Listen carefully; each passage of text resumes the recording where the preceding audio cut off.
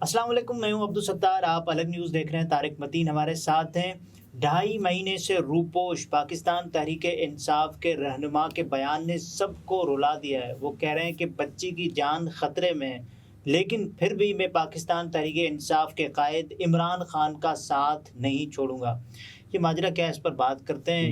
बयान बल्कि ट्वीट सामने आया हमारे अपने कबील के, जी, क्योंकि शोबे सहाफत से वाबस्ता रह चुके हैं शौकत यूसुफजई जी साहब जी जी। और खैबर पख्तूनख्वा की वजीर इत्तलात भी रहे। हम्म, तो शौकत साहब जो हैं वो रूपोश हैं और शौकत साहब ये बता रहे हैं कि उनकी बेटी जो है गालिबन 11 बरस उसकी उम्र है। मेरी 11 साला बेटी ज़ैनब के टेस्ट और अल्ट्रासाउंड रिपोर्ट के मुताबिक उसका एक गुर्दा नाकारा हो चुका है अल्लाह रहम करे। और डॉक्टरों के मुताबिक दूसरे को बचाने की अशद ज़रूरत है। मैं 2.5 महीने से रूपोश रहा, जिसकी वजह से इसका मुनासिब इलाज नहीं हुआ।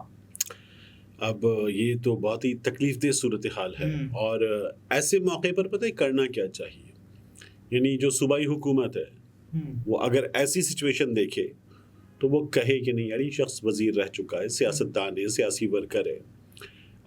इस शख्स के केस में बच्ची का मामला है जी, भाड़ में गया ये शख्स खुद भी, ठीक है ना।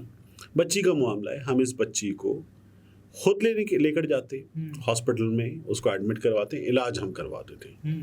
ये रवादारी जो है ये बहुत ज़रूरी है, ये होनी चाहिए, नहीं हो रही। लेकिन नहीं हो रही। अब वो शौकत यूसुफजई साहब जो है वो रूपोश रहे, फिर उसके बाद एक तस्वीर आई जिसमें उन्होंने अपने फेसबुक पर उस तस्वीर को लगाकर ये लिखा कि वो उम्रे की अदायगी के लिए जद्दा पहुंच चुके हैं। तो शौकत यूसुफजई साहब बैरून मुल्क, और बीच में उन पर बड़ा दबाव रहा, ठीक ठाक किस्म का दबाव रहा कि वो पाकिस्तान तहरीक इंसाफ को दागे मुफारकत दे दें, अल्लाह हाफिज़ कर दें, इमरान खान साहब को अल्लाह हाफिज़ कर दें, पाकिस्तान तहरीक इंसाफ की पॉलिसीज़ को अल्लाह हाफिज़ कर दें, और 9 मई के हवाले से एक अदद प्रेस कॉन्फ्रेंस, प्रेशर कॉन्फ्रेंसेस वाले दौर की बात करें। ये प्रेशर कॉन्फ्रेंस वाले, अच्छा वो प्रेशर तो खैर अब भी है, लेकिन तब तो बहुत ज़्यादा था, अब भी बहुत ज़्यादा है, क्योंकि जिन्होंने करनी थी कर ली, जब जो नहीं कर रहे वो नहीं कर रहे और रूपोश है। तो अब होता यह है कि 2-2.5 हफ्ते में एक आता है, तब दिन में 2-2 आ रहे थे, ऐसे ही है। तब तो आप पत्थर मारें तो उस शख्स को जाके लगता था जो कह रहा था कि मैं 9 मई की मजम्मत करता हूँ, छोड़ रहा हूँ, आप अंधा आंखें बंद करके पत्थर मार दे तो उस शख्स को लगता था पत्थर जाके जो कहता था कि मैं 9 मई की मजम्मत करता हूँ। करनी चाहिए 9 मई की मजम्मत, लेकिन लोग पार्टी छोड़ रहे थे, और कैसे छोड़ रहे थे ये हमने देख लिया, क्योंकि हमने शीरी मज़ारी को भी देख लिया, बार बार गिरफ्तारी को भी देख लिया, और फिर हमने अब ईमान मज़ारी को भी देख लिया। तो ईमान मज़ारी वाले केस में हमें उस तरह का प्रेशर जो है, मलिका बुखारी को, ठीक है, मलिका बुखारी को भी देख लिया। तो ये सिचुएशन हमारे सामने है ना। तो शौकत यूसुफजई साहब जो हैं वो रूपोश रहे। कहते हैं कि मुझे हफ्ते में एक बार घर से फ़ोन आ जाता कि ज़ैनब बीमार है और उसको तकलीफ़ है। मैं समझता कि आम बुखार होगा, इसलिए मुख्तलिफ दर्द की दवा खुद तजवीज़ करता रहा और 1-2 बार घर के करीबी अस्पताल भी लेकर गए, लेकिन जब तबीयत ज़्यादा ख़राब हुई तो इसके टेस्ट और अल्ट्रासाउंड कराए। देखिए अब इसमें एक और प्रॉब्लम है, आप ऐसे ट्वीट देखिए ना, ऐसी शिकायत देखें तो नून लीग के कुछ लोग, अज़मा बुखारी साहिबा हुई या कुछ हमारे सहाफ़ी हुए, वो कहेंगे ये बड़ा बेशर्म आदमी, इसकी बच्ची बीमार है, ये रूपोश बैठा हुआ है, आके कानून का सामना करे, मुकदमात का सामना करे, अपनी बच्ची को लेकर जाए। ये इमरान खान के चक्कर में अपने खानदान को, इत्तलात को भूल गए, मरियम मुरंजिज़ साहिबा वो भी ये करती थी। ये इमरान खान के चक्कर में अपनी औलाद को, अपनी फैमिली को, बच्चों को, वालिदैन को जलील करवा रहे हैं। यानी हमाद अज़हर साहब के घर पे छापे मारे गए, बहनों के घरों पे छापे मारे गए, और ये लोग ये बात करते थे। तो इनसे बंदा पूछे कि आपके कायद चले गए बाहर, मियाँ नवाज शरीफ साहब, कौन था जमानती? शहबाज शरीफ साहब। नहीं तो वो उनको अदालत को लिख कर देने वाला कि मैं जमानत देता हूँ, भैया आ जाएंगे 50 रुपए वाला, और वो जो है वजीर आजम बन गए, ठीक है ना। यहाँ पर मियाँ नवाज शरीफ साहब को अब अगर वो 19 नवंबर तक का वक्त निकाल लेते हैं तो 4 बरस पूरे हो जाएंगे मियाँ साहब को। मियाँ साहब को 4 बरस पूरे हो जाएंगे।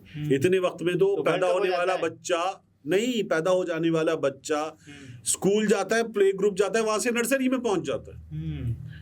मियाँ साहब लंदन के घर से अस्पताल नहीं पहुंचे इतने अरसे में। पाकिस्तान वापस पहुंचना तो दूर की बात है, लंदन में अस्पताल नहीं पहुंचे, वो इटली भी पहुंच गए, दुबई भी पहुंच गए, सऊदी अरब भी पहुंच गए, मियां साहब एक कारोबारी इदारे का प्लांट देखने भी पहुंच गए।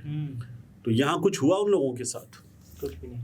अच्छा, मुझे ज़ैनब के साथ साथ अपने बूढ़े वालिद की सेहत की भी शदीद फ़िक्र ला कि अल्लाह ताला मेरे वालिद मोहतरम को सेहत कामिला और पाकिस्तान को सियासी और मुआशी इस्तेहकाम अता फ़रमाए, आमीन।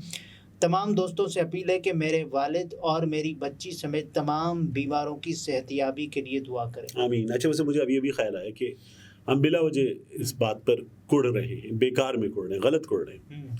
आपको याद है शहरियार आफरीदी साहब? जी, भाई की वफ़ात हुई, हमशीरा की वफ़ात, उसके बाद उन्होंने रिटर्न दरख्वास्त दी, हमशीरा की वफ़ात हुई, रिटर्न दरख्वास्त दी, हुआ क्या? कुछ भी नहीं। और उसके बावजूद भी शहरियार आफरीदी अदालत के अंदर बैठा हुआ है, नहीं छोड़ेंगे। अदालत कह रही है कि नहीं पकड़ेंगे, वो कह रहे हैं नहीं छोड़ेंगे। फिर उसके बाद अदालत ने उनको बिलाखिर पूछा कि भाई कह रहे तुम्हारा इस्लामाबाद, मतलब आज़ाद कर दिया और कैसे आज़ाद किया? अपने घर में चले जाओ, घर से बाहर मत निकलना। ये कौन सी आज़ादी है?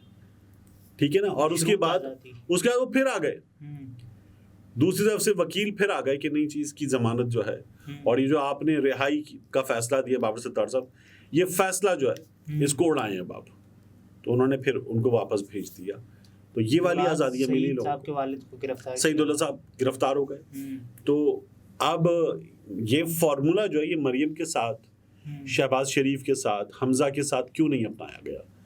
मतलब बनी TH पहुँच के या अड्डा प्लॉट से आगे महल में पहुँचते रायविंड में, और पहुँच के वहाँ पर भी लोहे की रॉड देते कानून नाफिज करने वाले इदारों के हाथ में, गाड़ी के शीशे, जैसे उस मांडार के घर पे हुआ, गाड़ी के शीशे, LEDs के शीशे, दरवाजों के शीशे, आईने सब तोड़ देते, अलमारियां गिरा देते। खवातीन कैदियों के साथ क्या हो रहा है? जमानतें नहीं हो रही, मुसलसल चालान भी पेश नहीं हो रहा।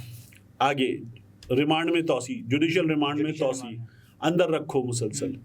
तो बात यह है कि एक प्रेशर है इमरान खान पे, और ये जो प्रेशर है इन तमाम लोगों पे, ये प्रेशर भी इमरान खान पे, क्योंकि ये जो कहानियां हैं, ये कहानियां भी किस पर प्रेशर हैं? ये सबका सब इमरान खान पे प्रेशर है। तो ये हमारे यहाँ इससे पहले नहीं हुआ। ये शहबाज सरकार ने बहुत बुरी तरह से किया, और मैं कहता हूँ ये लोग जो अब मौजूद हैं, ये भी नून लीग का, उसी सरकार का, PDM सरकार का तसलसल है। ये सिलसिला जारी है, लेकिन ये खत्म नहीं होता दिखाई दे रहा आपको? बिल्कुल भी नहीं। और ये वर्स्ट हो सकता है, बिगड़ रहा है। और अभी भी आप देखें तो लोग ये कह रहे हैं कि चूंकि अब ये निगरान सरकार जो है, ये आने के बाद जिस तरह के हालात हुए हैं, मजीद महंगाई, मजीद आउट ऑफ कंट्रोल चीज़ें, तो ये और बिगाड़ पैदा करेंगे। यही डिस्कशन हो रहा है। नाज़रीन, ये तारिक मतीन थे गुफ्तगू अपने मुलाहिज़ा फरमाए। इजाज़त दीजिए, अल्लाह हाफ़िज़।